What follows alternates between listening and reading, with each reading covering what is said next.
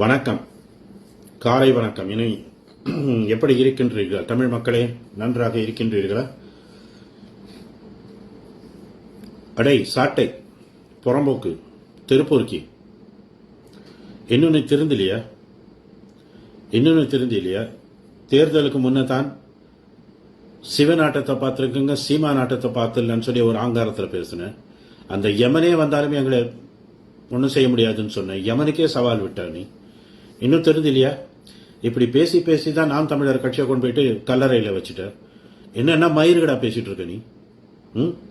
என்னென்ன மயிருக்கு பேசிட்டு இருக்க? யாருடா நீ? நாம் தமிழர் கட்சிக்கு கொள்கை பரப்பு செயலரா இல்ல நாம் தமிழர் கட்சியில குழிய போட்டு புதைக்க வந்தவனா நீ? பொறுக்கி, தெருப்பொறுக்கி. விஜய பத்தி பேசுறதுக்கு உனக்கு சரியா 10 காணொலி இருக்கு. விஜய பத்தி பேசுறதுக்கு உனக்கு 10 காணொலி ஒரு நாளைக்கு போடுற. என்னைக்காவது ஒரு நாள் நாம் தமிழர் கட்சியோட கொள்கையை பத்தி விலாவரியா நீ பேசுனீங்க? சீமான் பேசுறது மக்களுக்கு புரியலன்னு வச்சுக்கோ. கொள்கை பழப்பு செயலாளர் நீ தானே அதை எக்ஸ்பிளைன் பண்ணி சொன்னியா? அதை விரிவாக்கம் செஞ்சியா? சரி, அதை தான் விட்டுட்ட. தேர்தல் வாக்குறுதி ரிலீஸ் பண்ணாங்க, அதை பத்தி எப்பயாவது பேசுனியா? எப்ப பார் விஜய் டிவிக்கே விஜய் பேசுனியா நீ?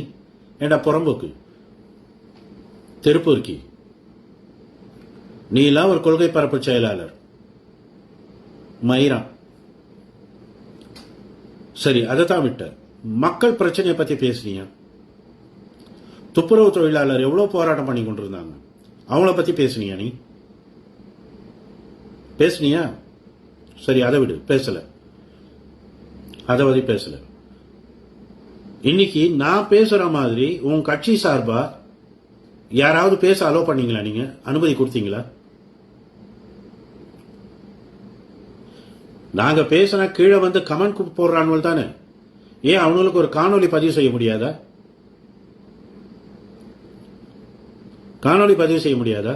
கொள்கைகளை பத்தி விளக்கி சொல்ல முடியாதா? இன்னைக்கு வந்து சீமானை தூக்கி பிடிச்சுக்கிட்டு ஆடுறாங்க தானே. ஏன் அவங்களுக்கு வந்து காணொலியை பதிவு செய்ய இயலாதா? மக்கள் கிட்ட கொண்டு போய் இயலாதா?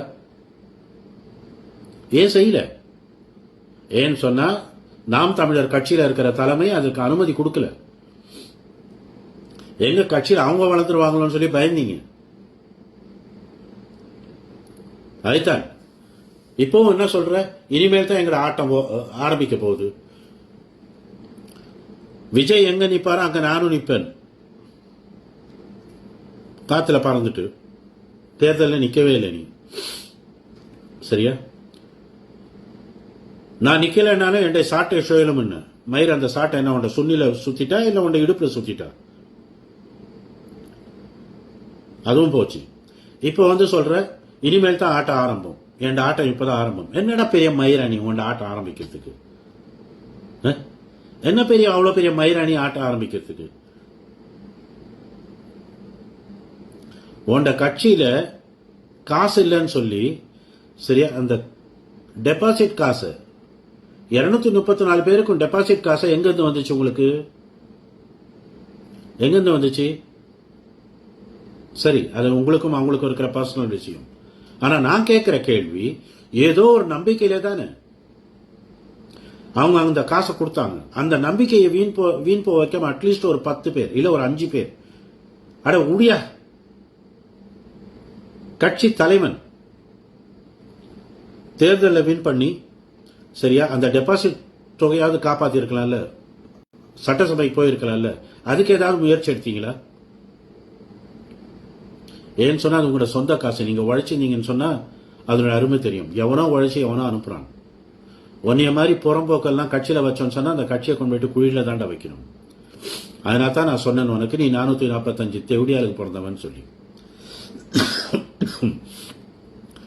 வழக்கு பதிவு செய்வேன், மதுரை போயிட்டு வழக்கு பதிவு செய்வேன் அப்படின்னு சொன்னேன். நான் தைரியமா ஓப்பனா சேலஞ்ச் கொடுத்தேன். எந்த ஏரியா எந்த போலீஸ் ஸ்டேஷனுக்கு போகணும் என்ன பேருன்னு சொல்லி தைரியமா சேலஞ்ச் கொடுத்தேன் உனக்கு. போயிட்டு செய்டான்னு சொல்லி செஞ்சியா? ஏன்னா நீ செய்ய முடியாது. அதுக்கு நான் பேசுறதுக்கு அதிகமா நீ பேசியிருக்க. உங்களுடைய மக்களே முகம் சுளிக்குமாறு நீ பேசியிருக்க. மீண்டும் சந்திக்கலாம். விடமாட்டேன் உன்னைய நான். இவங்க பேசுனதை பற்றி நீங்கள் என்ன நினைக்கிறீங்க அப்படிங்கிறத மறக்காமல் கமெண்ட்டில் சொல்லுங்கள். நன்றி.